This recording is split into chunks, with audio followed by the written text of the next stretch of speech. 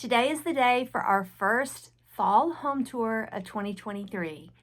Now, I know some of you friends who love home decor are all up for chit chat about changes that we may be making, and some of you want to go right to the tour.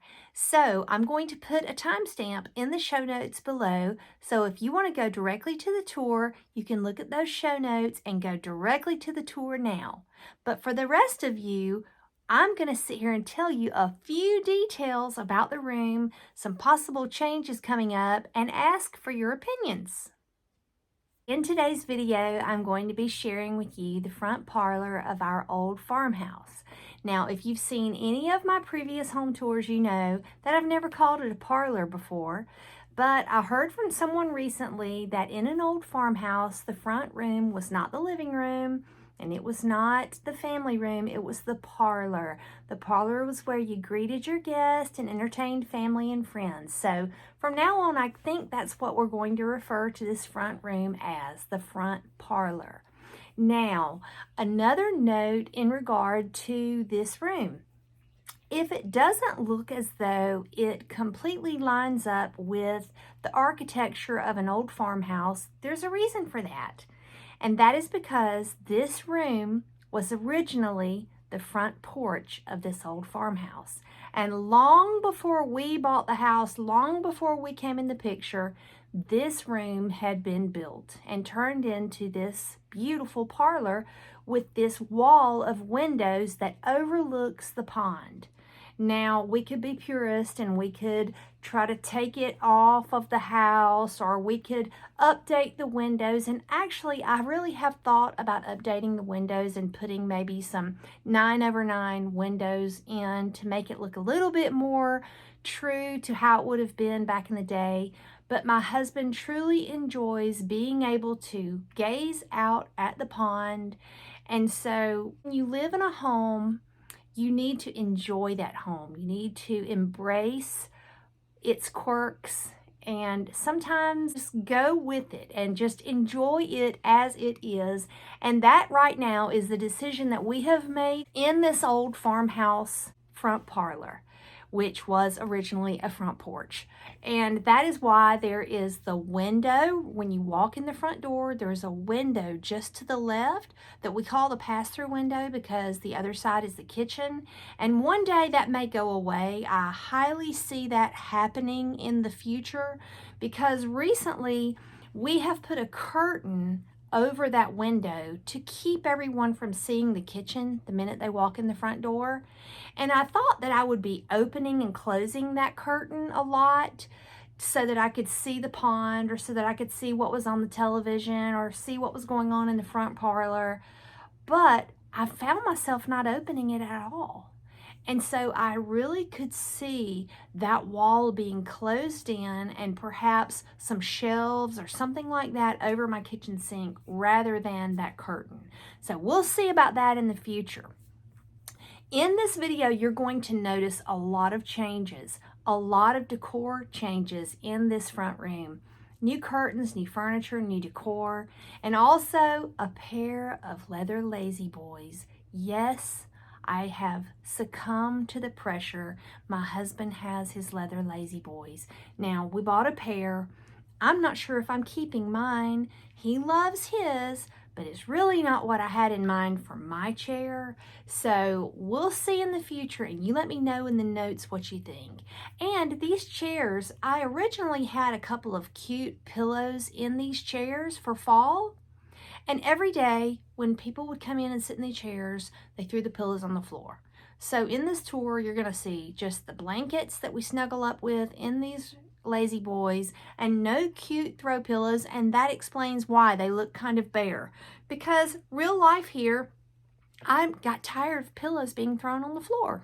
I want to have your input about, my friends. On the back wall, there is one of the sliding doors, and on the back side of that is my husband's study and office.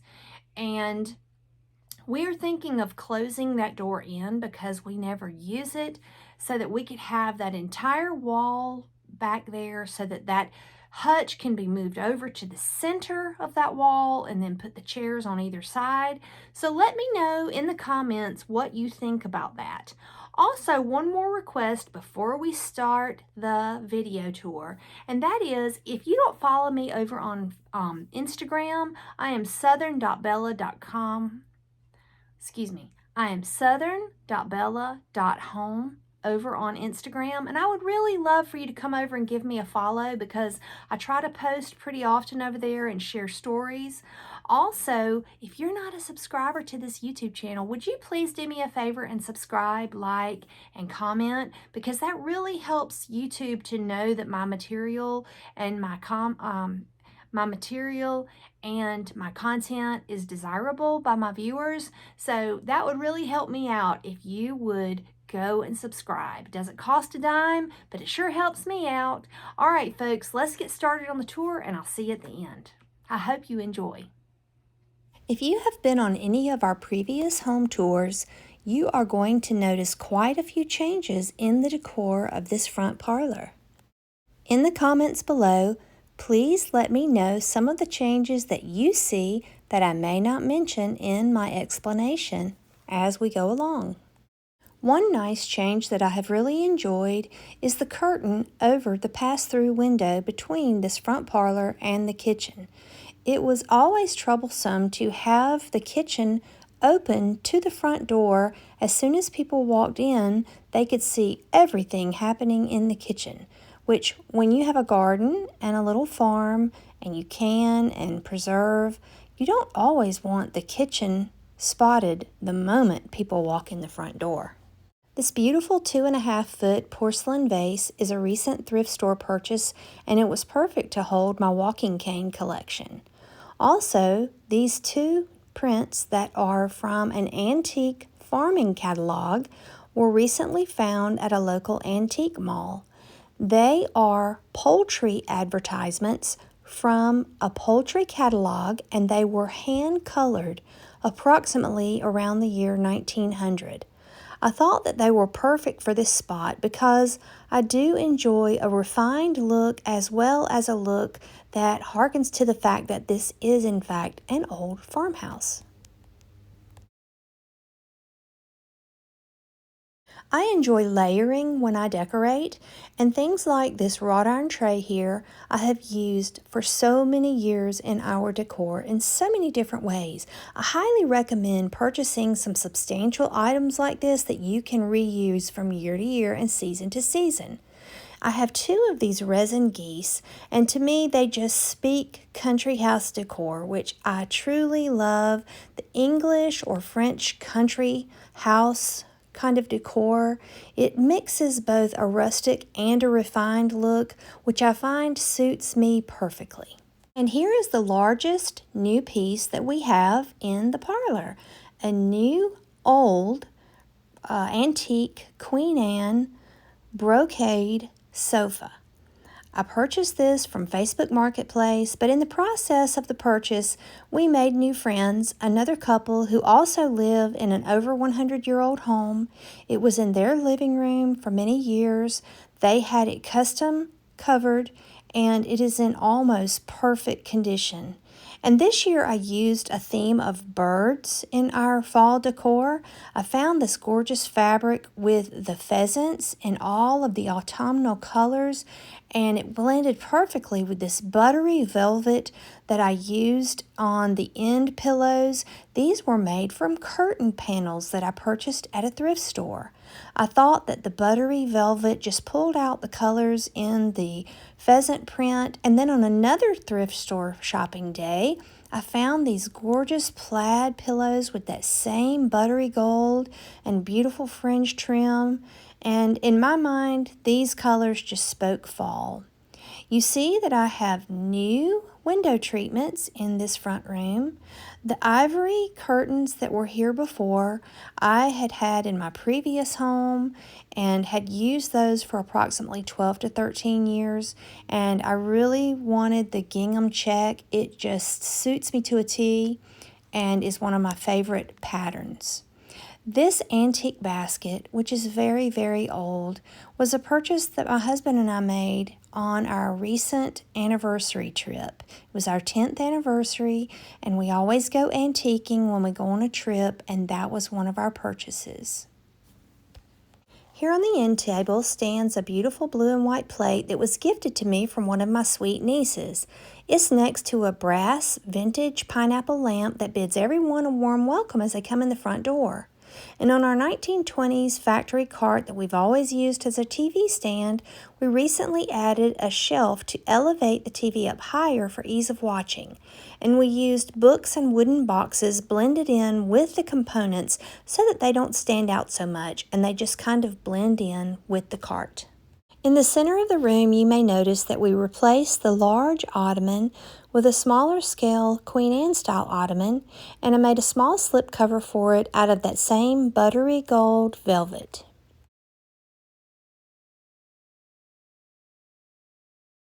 On our larger sofa here, you see that I've used a beautiful pineapple brocade print. Can you believe how they match the plaid that I found at the thrift store? Sometimes it's just crazy when you bargain shop how you can find things that go together so well, almost by accident. I know it's not really by accident, but sometimes it just works out that way, and it's really incredible.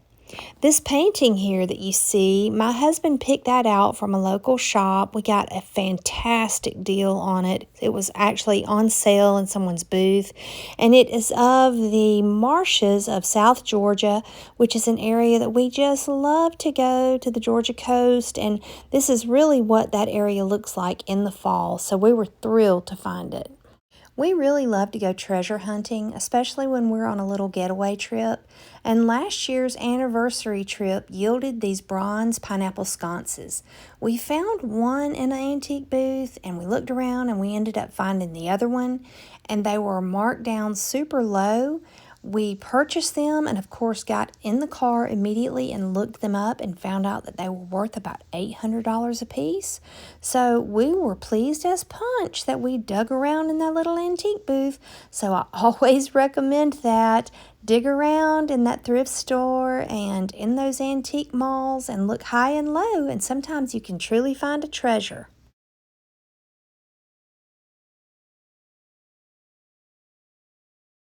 This little bowl full of candy here reminded me of my daddy, and I'll tell you why. He always had a little bowl such as this sitting around with pecans and a little pecan cracker, and I found this bowl. It was so beautiful. It had such a beautiful paint job on the inside, and when I flipped it over, it had my daddy's name written on it. So, of course, I had to buy it.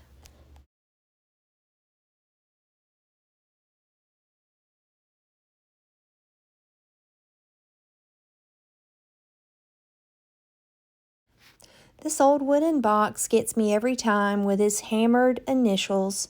Whoever J.M. was very proud of his wooden dovetailed toolbox. But now my little grand sugars are pretty fond of this box because it holds a lot of their little toys. Over here on the hutch, on the top shelf, we see a porcelain duck. This duck looks just like the ducks that we raise, which are Welsh Harlequin, and it looks so much like it I just had to get it to sit up on our shelf. And next to it you see a marble collection in the glass jar, and those marbles belong to my precious son Landon Tate, who is now in heaven. His marble collection is always on display, and it's very special to all of us. I have got a bee in my bonnet, and that is to try to get rid of all of the things in my decor that are mass produced, made in China, all in the stores that you see everywhere.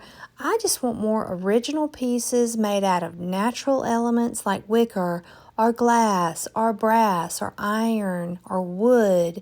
And so I'm slowly trying to replace things made of plastic and get more things made out of ceramic or brass, things like that.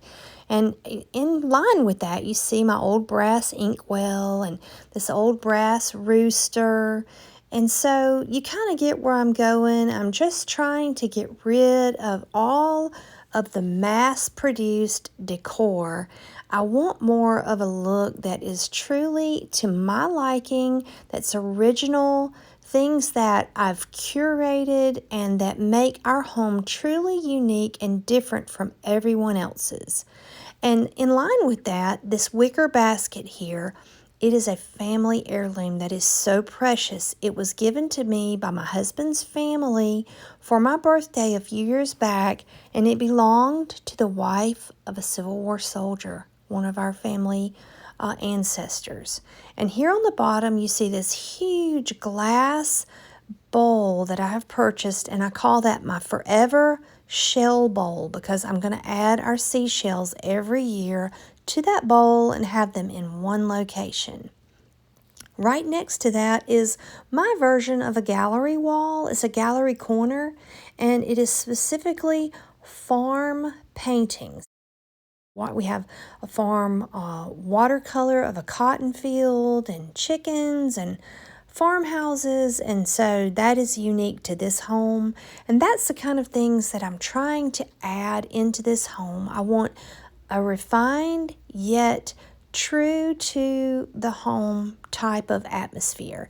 This is in fact an old farmhouse, but that doesn't mean that we can't have beautiful things that relate to that. And as I said, I was using birds. These 3 quail on this table, I use them all year, but I really think they're pretty for fall. And next to that is my mother's yellow depression glass bowl full of ceramic pumpkins, and behind that is another porcelain pineapple lamp. Below that, you see my husband's family Bible. We were just given that this year, and that is very precious to us as well.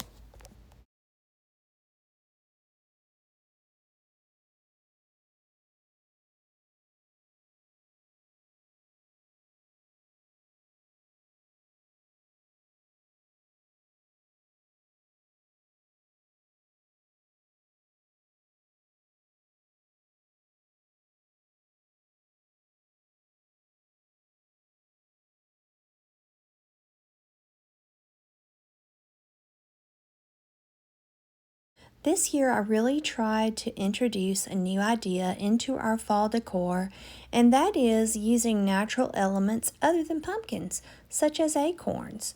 So I've really enjoyed the use of the acorns and the birds in various places in our home this year in our fall decor. I hope you all like it.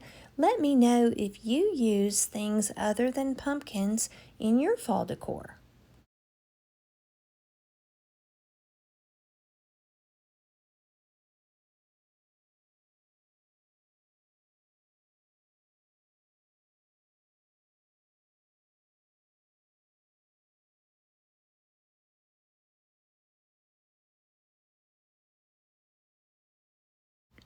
And the final change that I will point out today in our parlor is this pediment over the doorway into our dining room.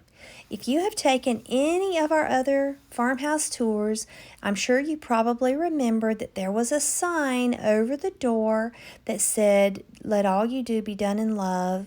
And it was beautiful, but it was from Hobby Lobby. It was mass produced, and I have seen that same sign in so many other people's homes.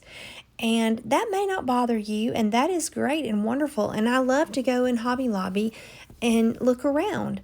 But in this old farmhouse parlor, I just wanted it to be original. And I've had that pediment up in my attic for several years, just waiting to be hung there.